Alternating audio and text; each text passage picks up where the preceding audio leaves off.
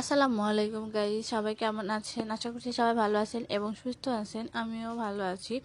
তো সকালে ঘুম থেকে উঠে নাস্তা বানিয়ে তো জানালা খুলতে আসছি। তো জানালা খুলে দেখি আজকের আবহাওয়াটা এত পরিমাণে সুন্দর যে কি আর বলবো। আজকে কোনো রোদ নাই, বাইরে আকাশটা মেঘলা হয়ে আছে আর বাইরে ঠান্ডা বাতাস দেখেই মনটা কিন্তু ভালো হয়ে গেল, কারণ আগের দিনের মতো এত গরম হবে না। আজকে আজকে একটু রিল্যাক্সে থাকা যাবে।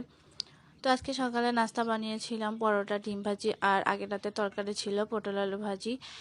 তো আমার হাজব্যান্ড সে খায়, অফিসে চলে গিয়েছে। এরপর আমি সব কাজ গুছিয়ে তারপরে এই তো নাস্তা খেতে চলে আসলাম। তো আগে যখন বিয়ের আগে বাসায় থাকতাম তখন মা কিন্তু এভাবে নাস্তা রেডি করে দিত আর আমি শুধু বসে বসে খেতাম, কিন্তু এখন আর তা না। বিয়ের পর সব মেয়েরই জীবন পাল্টে যায়। নিজের হাতে নাস্তা তৈরি করে তারপর খেতে হয়, মানে অন্যকে খাইয়ে তারপর নিজেকে খাইতে হয়, এটাই নিয়ম।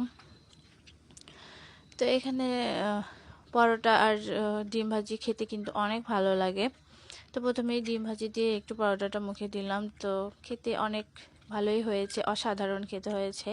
আর পটল ভাজি দিয়ে খেতেও কিন্তু অনেক মজা লাগতেছিল।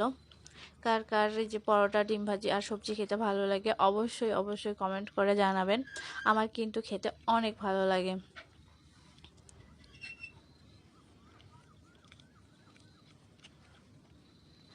তো সকালের নাস্তায় কিন্তু পরোটা, ডিম ভাজি আর সবজি থাকলে আর কিছুই লাগে না আমাদের, এটা দিয়েই হয়ে যায়।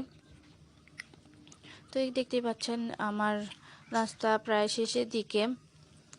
আর অবশ্যই কমেন্ট করে জানাবেন কার কার ভালো লাগে।